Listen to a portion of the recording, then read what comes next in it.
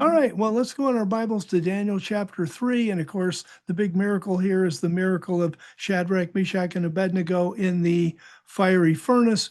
But there's so many things that we can learn from this chapter. It starts out in verse 1. Nebuchadnezzar the king made a statue of gold.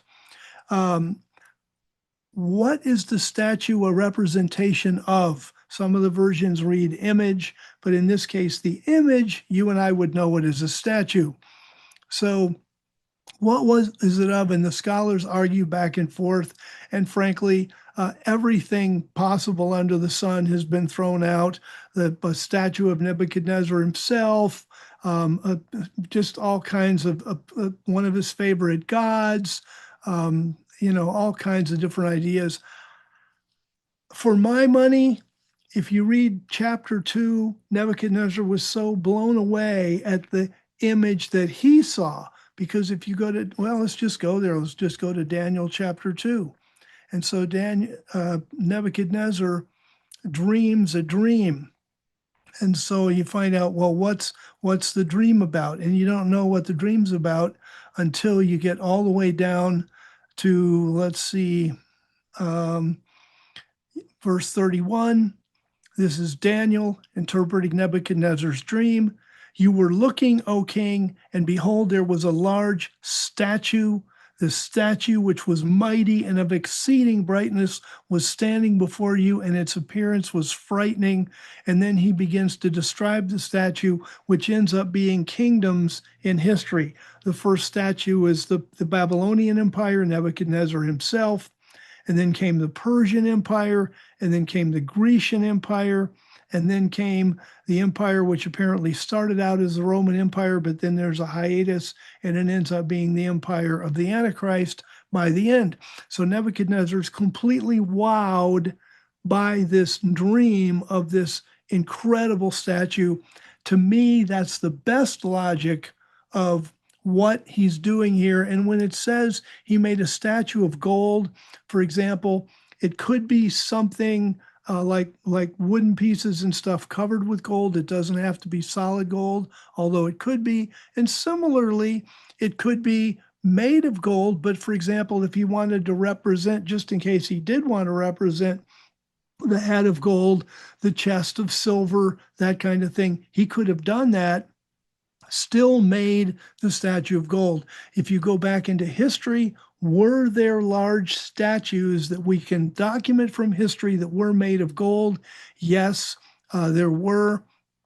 One king, and I read about in a commentary, and I don't remember the exact weight, but I think he used 20 tons of gold to make the statue that he wanted to be like the centerpiece of his worship.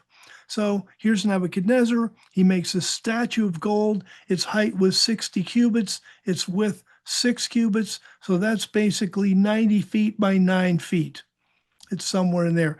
That's a very, very large statue, but you go back in history, and especially with the work of archaeologists, you find out that in the Babylonian Empire, the Grecian Empire, Persian Empire, and of course we know from the Roman Empire too, the Romans weren't into so much big, huge statues, but they sure had a boatload of statues about people and that kind of thing. People, horses, boats, you name it. They made statues. So here he's got this huge statue, which strictly speaking, 60 cubits by 6 cubits is not the dimension of a person, but it would be the dimension of a person on top of a pedestal. And so that's what most scholars think, that there was a base pedestal and then there would be a statue on top. Then he set it up in the plain of Dura in the province of Babylon. Now, the province of Babylon is quite large. And unfortunately, the word Dura simply refers to a fortified place, a place surrounded by a wall. There are at least 3 of them that we know of within Babylon, and there may have been more. So we don't know exactly where this place is. Back in that time period, I'm sure they kind of kept track of it, but it's been lost in history. So we just know he set it up in a flat place, which makes perfect sense. Everybody could see it from a long way off. Verse 2, Then Nebuchadnezzar the king sent to gather together the satraps, prefects, governors, counselors, treasurers, justices, magistrates, and all the officials of the provinces to come to the dedication of the image that Nebuchadnezzar the king had set up. Now, it's interesting when you look at these words and you study these words, and they've got commentary, the REB commentary. I have some things on these words, but they're hard to study because they're rare, and you can have a name like you do here, like satrap. You know what the word is, but you don't know exactly what their responsibilities were. And then also, like, how it works with history. Like in one administration, a governor has this kind of power, and then in the next administration, he has a little more power or a little less power. Same thing with congressmen and whatever. So even if we could more tightly refine, well, what did each one of these people do, still from king to king, their responsibilities would probably change. So we get in the ballpark. What we do know is the satrap had the largest area to govern. They were probably what we would call like a governor over a state. And then it kind of goes down from there. Counselors really were, it appears, like counselors to the king, counselors in the kingdom, that kind of thing. Treasurers really did have something to do with keeping track of the money and the treasury, very important work, obviously. Justices really did have something to do with the judicial system, and magistrates and officials were more under them. So basically what he's doing is he's, like he says here, the officials of the provinces. Now, when it says he gathers them, then if we go back in time into that time period, it gives you an idea of the kind of pre-planning that had to go into something like this. For example, if by this time, if Nebuchadnezzar had conquered Judah, which he had, then he's going to send all the way to the border of Egypt. Well, that's going to be 2 to 3 months. So he's going to send out an invitation, to maybe more of a demand than an invitation, to these governors. And if they're toward the border of Egypt, it's going to be 3 months before that messenger gets there and says, by the way, the king would like you to come and be at this party of his. So then you're thinking about, okay, here you are, you're an official, and let's say you're ruling over Judah, and a Babylonian official ruling over Judah, and all of a sudden you've got to go take the time to go back to Babylon. That's probably a good 2 to 3 months. Then you've got to hang out for this party. Now, when in the book of Esther, when King Ahasuerus threw a party, it was 180 days. I mean, it's half a year. You don't travel for 2 months, get there, it's like stay 2 nights in a hotel and go home. So, some of these guys are going to have to prepare to be gone for the better part of a year. Say 2 to 3 months to travel to Babylon, a couple months being in Babylon at this giant party, a couple months home. So there's a tremendous amount of prep work. It's so funny that when you read the Bible, it's just like, yeah, he invites them and they come and ta-da, what's the deal? But if you go back into that time period, this is a huge deal, coordinating them and getting them to all show up. So verse 3. The satraps, the prefects, and the governors, the counselors, the treasurers, the justices, the magistrates, and all the officials of the provinces were gathered together to the dedication of the statue that Nebuchadnezzar the king had set up. And they stood before the statue that Nebuchadnezzar had set up, and that would be proper etiquette.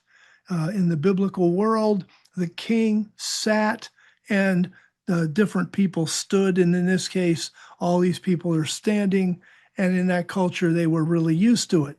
Verse 4, and then a herald cried out, to you it is commanded, O peoples, nations, and languages. And even by reading that, you can see the oversimplification when it says the herald cried aloud. And if he's speaking to people in different languages, he's not just speaking in the Akkadian or Aramaic language, the imperial Aramaic language that they spoke in Babylon. He's going to have to say this in a number of different languages. And they may have had several different heralds all yelling at the same time. We're not really sure exactly how this worked, but you can't just speak in Imperial Aramaic and expect everybody from all over your empire to understand it. So once again, this is it's written up simply, but to pull it off, it's a little more complex than that. This should give us a kind of a window into Nebuchadnezzar. He was a really, I mean, he reigned 44 years. That's astounding. He had the longest reign by far of any Babylonian king. And, it was Manasseh had the longest reign of the kings of Judah, and that was 55 years. But to reign 44 years, you've got to have your act together. And to do this kind of planning, Nebuchadnezzar was a very astute, thoughtful, sharp type of individual that could really plan things. So this herald cries out, and it's commanded to you people, verse 5, whenever you hear the sound of the horn, pipe, lyre, trigon, harp, bagpipe, and all kinds of music, you fall down and worship the golden image that Nebuchadnezzar the king has set up. A couple things here. First of all, as far as the instruments goes, some of them we know what they were. Like we have a pretty good idea what a lyre was. And what it looked like. A trigon was apparently a triangularly shaped instrument, shaped like a triangle with 4 strings. That's the best we know about that. This thing that's translated bagpipe, and the scholars don't know what that is. It seems to be some kind of wind instrument, maybe even a double pipe, which is why some of the translations read bagpipe, but actually some of the translations even read it was a drum. So when you're dealing with these real specific words like this, we don't really know necessarily what it's talking about. So you fall down and worship the golden image that Nebuchadnezzar the king has set up. Whoever does not fall down and worship will the same hour be cast into the middle of a burning fiery furnace. By the way, that's something that some of the kings of the Middle East and that whole area were known for, that one of the ways they would execute criminals was by burning them up. Something else we need to cover here and be aware of when we're reading, when it says you fall down and worship, we have to realize that the way you and I use the word worship is not the way the biblical societies, the biblical cultures use the word worship. When you and I talk about worship, we're talking about a posture of the heart. So, I mean, I can be driving my car down the road. In fact, I do this frequently. You probably do too. You're driving your car down the road, you're speaking in tongues, you're praying for people, you're thinking about people, and you're worshiping God. It's a posture of the heart. That was not the definition of worship in the ancient world. And the definition in the worship of the ancient world was a posture of the body. And actually, that's carried through today, even in the Muslim world. If you go to a mosque, the Muslim mosque, they're all in that kind of pose where, if you're into yoga, it kind of looks like a semi-child's pose with your arms outstretched, and they're laying on a rug. And it's interesting in some of the conversations that I've been privy to, going to Israel, and I've been there 15 times, is the Muslims look at Christians, and here we are, where I'm sitting back in my chair, I'm kind of leaning back, I put my head back, and I'm listening to prayer, and then I start to pray, Father, thank you for so much. And the Muslims just look at that and say, what are they doing? And if you say, well, they're praying, they're like, well, they're not praying. I don't know what they're doing. I mean, they're just kind of talking, right? Because to a Muslim, if you're not in a posture of prayer, you're not praying. And that's the way the word worshiped works in the Bible. So when he says that they worshiped, they fell down and worshiped, what it means is they fell down and got in a posture of homage. Now, their heart could be on the moon, They could be thinking about the fact that they're hungry and they wish this guy'd hurry up so they could have breakfast. They may be thinking about the fight they just had with their wife. They could be, they could be thinking about, I hate this God. Why am I here? I shouldn't have come this morning. You don't know what they're actually thinking. But as long as they're in that posture from the perspective of the ancient Near East, they're worshiping. And so we need to be aware of that when we are reading the word worship in our English Bibles, it doesn't mean that their heart's in the right place. It means their body is in the cultural position of worship. So moving on, he says, you got to fall down and worship this image. If you don't fall down, you're going to be thrown right away into the middle of a burning fiery furnace. Verse 7, therefore, at that time, I like the word therefore. Therefore, yeah, because nobody wanted to be thrown in the furnace. So, yeah, therefore, at that time, when all the peoples heard the sound of the hornpipe, lyre, trigon, harp, bagpipe, and all kinds of music, all the peoples, the nations, and the languages fell down and worshiped the golden image that Nebuchadnezzar the king had set up. Sure, because the punishment for not doing it was death. Verse 8, then at that time certain Chaldeans came near. Now the Chaldeans were what we would call the root stock of the Babylonian Empire. Before the Babylonian Empire was the Babylonian Empire, there were Chaldeans that lived in the area. And so they became kind of the dominant families. I think you probably are all aware of certain churches where there may be 3 or 4 families, and the men give a lot of money, the women give a lot of money, and they kind of rule that church from behind the scenes. That's not exactly what was happening in Babylonia, but it was close. The Chaldeans were like the rootstock families. They were the ones that people looked up to. They had a lot of influence. And that's why they get really offended here when there are people that are disobeying Nebuchadnezzar.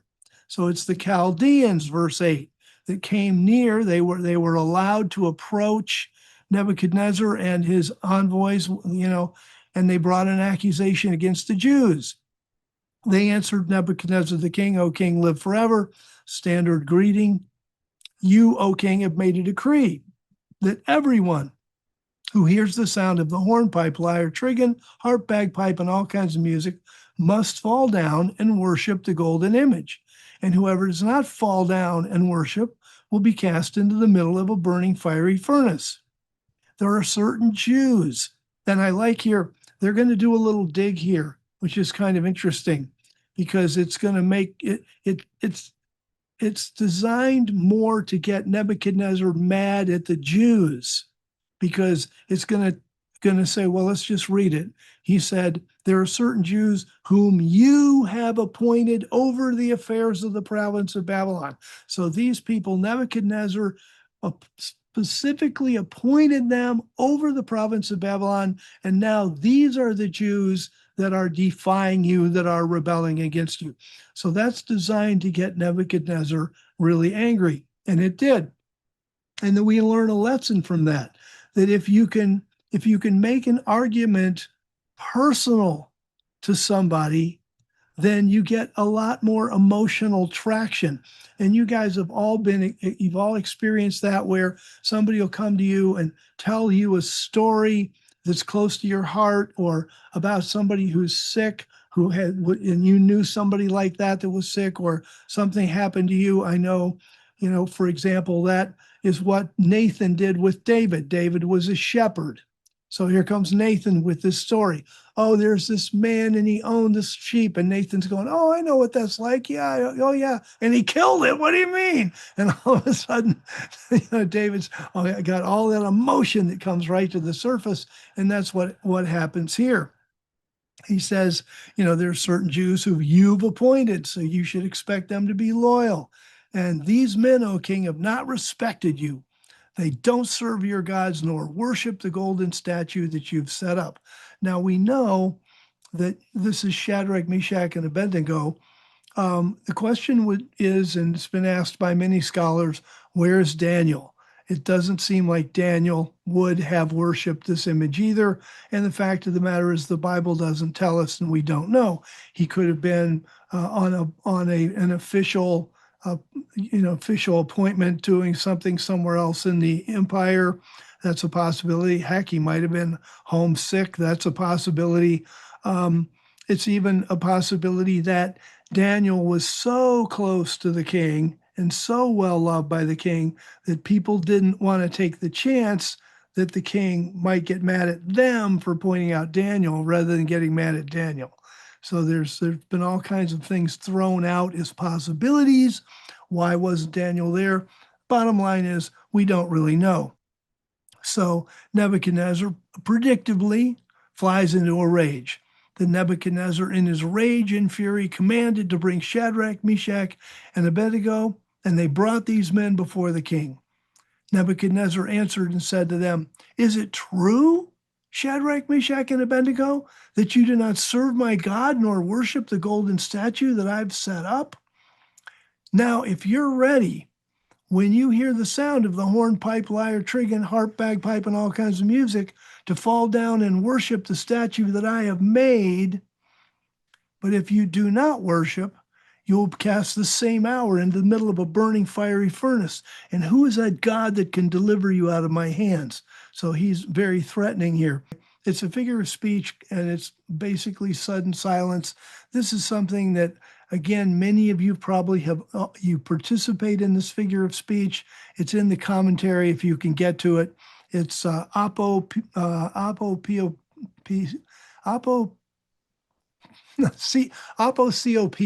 There it is. That's the name of the figure of speech, aposiopesis.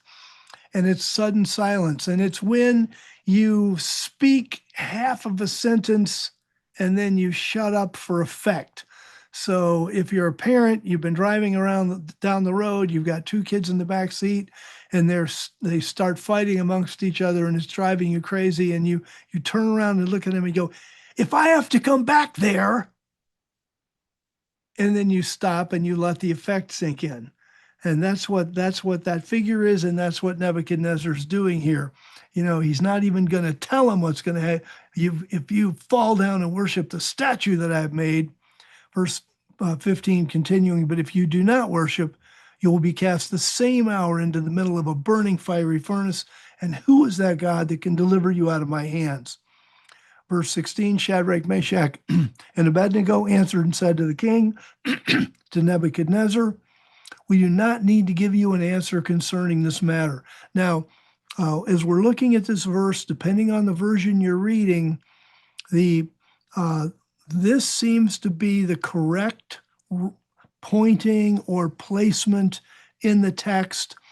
There are some versions that follow the Masoretic pointing of the text and move the word Nebuchadnezzar under the quotes.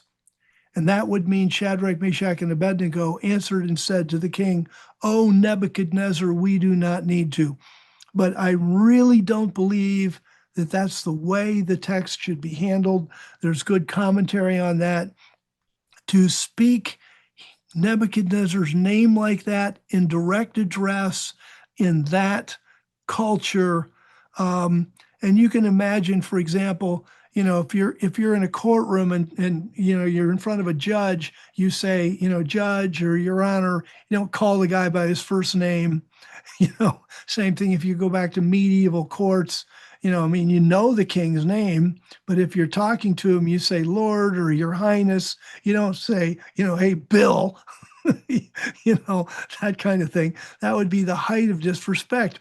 And, they're trying to get off the hook here. They know they're in trouble. Because they know what the king said publicly. So they're going to speak. They answered to the king, to Nebuchadnezzar, "We don't need to give you an answer concerning this matter." Verse 17, "If our God whom we serve exists, then he's able to deliver us from the burning fiery furnace, and he can deliver us out of your hand, O king." Verse 18, very powerful. "But if he does not deliver us, we want you to know, O king, that we will not serve your gods nor worship the golden statue that you've set up." And of course, then Nebuchadnezzar was filled with rage I want to unpack verse 18 though, because I think it's really important because I can remember early on in my Christian experience kind of reading this like it was God's obligation to save them, that God had to step in here and save them because of who they were. And the fact of the matter is that they didn't know that. And that isn't true. If you go back to the inception, say, of Israel with Jacob, and he had 12 sons, and they formed the 12 tribes of Israel, right away, early on in their experience, they're in Egypt for a long time in slavery, and many good believers died in the Egyptian slavery. And then the same thing, they're coming out of Egypt and the people are complaining, and out come the serpents and bite people, and many people died. And there were various things that happened like that through their history. Some of the evil kings and queens, Jezebel, if you remember, she killed so many prophets of God that when Elijah was talking to God, he said, I'm the only one left. And he was, and God had to say, okay, cool it a second here. I mean, let's not overstate the case. I've got these thousands of people that haven't bowed the knee to Baal. And so, but all through history, there have been really good Christian believers, or believers, if you will, in the Old Testament, that God did not save. And here, here's Shadrach, Meshach, and Abednego, and they've taken a stand just like the prophets did in Jezebel's time period. But God didn't save those prophets. Jezebel killed hundreds of them. So these guys are just taking a stand, and they say, our God is able to deliver us in verse 17. But if he does not, we're not going to serve your gods. And I was so impressed by that this particular time. Every time you seem to read the word, different things impress you. And I was so impressed by that. And I thought about the number of people in history that have been willing to literally walk into the jaws of death. I thought about Queen Esther, and she says, well, I haven't been invited to go into the king, and it's forbidden. So I will go into the king. And if I die, I die. I think about what Jeremiah did in standing up against Pashur and some of the people in his time period, and they wanted to kill him, and it was only some faithful eunuchs that were able to save his life. And then you've got like David, and he's there, and here's huge Goliath down in the valley. And David said, I'll go fight this guy. He had no guarantee he was going to win. He was confident in his battle as a warrior, but it's like Saul said, Goliath was a man of war from his youth, and he was 9 feet high. I mean, his chest, the body armor on his chest weighed 125 pounds, which is probably about what David weighed. I mean, there's people have just been great, wonderful believers have been willing to hold their lives loosely. I think of Hebrews chapter 2, verse 14. And in Hebrews 2:14, it's 14 and 15 is very powerful for people like you and me, because as far as I'm reading the world's becoming more and more dangerous, less and less predictable. You can go to Walmart and have a guy stab you to death, for Pete's sake. I mean, that just happened a couple weeks ago. So we look at Hebrews 2:14. It says, now since the children, that's you and me, we're the children of God, participate fully in blood and flesh. In a similar way, he, this is Christ, also shared the same, so that through death he could make ineffective the one who holds the power of death. That is the devil. And it's the devil who holds the power of death. And in making the devil ineffective, verse 15, and free all those who were held in slavery all their lives by the fear of death. And that's really true. I know people that are just so afraid of dying. It's like we're all going to die anyway. We need to get over it. We need to be more concerned. What did Christ say? Don't be afraid of the person that can kill your body, and after that, there's no more they can do. I will show you who to fear. Fear the one, meaning God, who can destroy your body and your soul. And Gehenna, that's Matthew 10:28. And we can help people get over their fear of death. And it's so freeing. because that's really, I mean, that's Satan's big club. Oh, I'm going to kill you. Okay. I mean, here's Esther. You know, I'll go into the king, and if I die, I die. But it's worth the risk. It's worth doing what's right. And here, these guys, they could have said, you know, we're living a good life in Nebuchadnezzar's kingdom here. I mean, we're rulers in the province of Babylon. We're high officials. We got a lot to lose here. We'll just bow down to this image, and then later we'll get up, dust, brush the dust off, and go about our day. But they said, no, we're going to respect God, and we're going to set an example. And so they didn't bow down, and of course, that then God is going to use that. And so they say, we're not going to worship your golden image. Verse 19, then Nebuchadnezzar, I'm back in Daniel 3:19. Nebuchadnezzar was filled with rage. The form of his appearance was changed against Shadrach, Meshach, and Abednego. So he spoke and commanded that they should heat the furnace 7 times more than it was usually heated. Then he commanded certain mighty men who were in his army to tie up Shadrach, Meshach, and Abednego and cast them into the burning fiery furnace. So these men were tied up with their cloaks, their tunics, their head coverings, and their other garments, and were thrown into the middle of the burning fiery furnace, because the king's commandment was so urgent and the furnace extremely hot. The flame of the fire killed those men who carried Shadrach, Meshach, and Abednego. But these 3 men, Shadrach, Meshach, and Abednego, fell into the middle of the burning fiery furnace, still tied up. Verse 24. Then Nebuchadnezzar the king was astonished. It probably didn't take too long for him to be astonished. Then King Nebuchadnezzar was astonished and rose up in haste. He spoke and said to his counselors, did we not cast 3 men tied up into the middle of the fire? They answered the king, true, O king. He answered and said, look, I see 4 men loose, walking around in the middle of the fire, and they are unharmed. And the appearance of the 4th is like a son of a god, which we would know is basically, it was a term for an angel, and Nebuchadnezzar will say that further on down. He'll say God sent his angel. So he says, I see these 3 men, and there's this angel in there with them. Verse 26, then Nebuchadnezzar came near, not too near, the opening of the burning fiery furnace. He spoke and said, Shadrach, Meshach, and Abednego, you servants of the Most High God. We don't know a lot about Nebuchadnezzar's theology, if you will, but he certainly recognized that Yahweh at this point was the highest God, the most powerful God. Come out and come here. Then Shadrach, Meshach, and Abednego came out from the middle of the fire. Then the satraps, the prefects, the governors, and the king's counselors, being gathered together, saw these men, that the fire had no power over their bodies, nor was the hair of their heads singed, nor were their cloaks harmed, and no smell of fire had come upon them.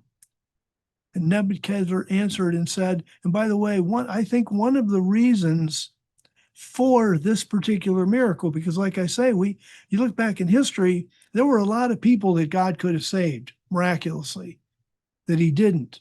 So what's going on here? I think there's a couple different threads of reason. One of them has to be what God is going to do through the Babylonian kingdom later, which is preserve it, keep Daniel at the top, and then Daniel is going to talk to Cyrus, who's going to let the Judeans come home from captivity. That's going to happen, in Daniel chapter 5 and Ezra chapter 1 and Isaiah chapter 45 and that kind of thing. But another thing is that verse 27, look at the people who said they saw these men, the satraps, the prefects, the governor, the king's counselors being gathered together, saw these men, and they're going to go home all over the Babylonian Empire. And what do you think they're going to talk about? I mean, if you just saw 4 people wandering around in the middle of a fire, if you went home, you'd say, you'll never guess what I saw. And you're going to be talking about this for a long time. So God is constantly trying to get people saved, people to focus on him, people to understand who he is. And this is going to be a marvelous witness that's then going to go out to the furthest reaches of Nebuchadnezzar's empire, not to mention Nebuchadnezzar himself, who's going to make a royal decree about Yahweh as he does here in verse 28.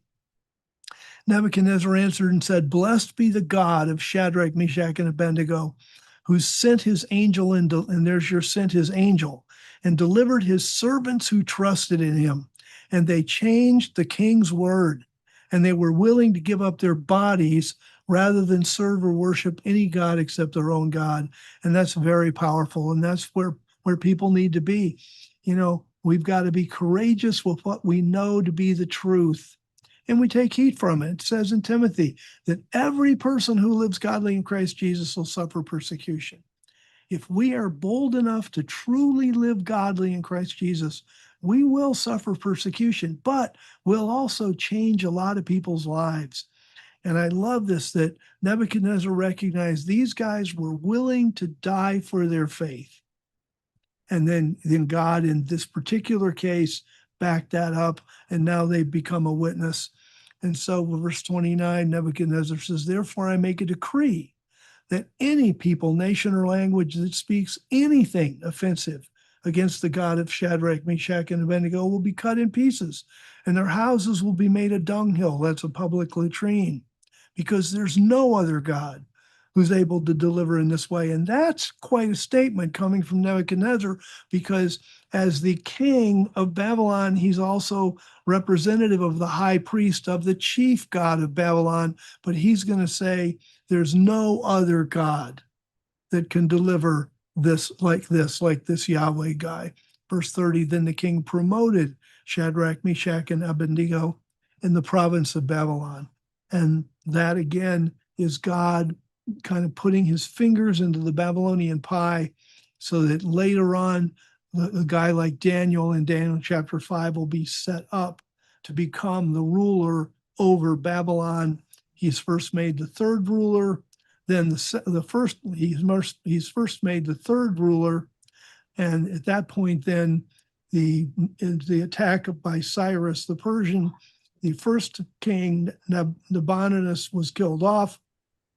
That would have made Daniel the second ruler, but then Belshazzar was killed off, and that made Daniel the top ruler.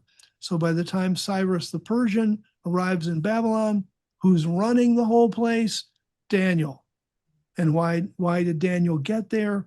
Because of some of the miracles like this that God did, and then particularly the miracle in Daniel chapter 5. So this is a kind of a historical look at what God can do, and the willingness that people have to give of themselves to make sure that God gets magnified, that God's word gets magnified, and that we set an example for other believers to be able to help give them strength and resolve when they're in a tough situation. So thanks for your attention. I appreciate it. I had a good time preparing for this, and I hope you had a good time listening and sharing it with me.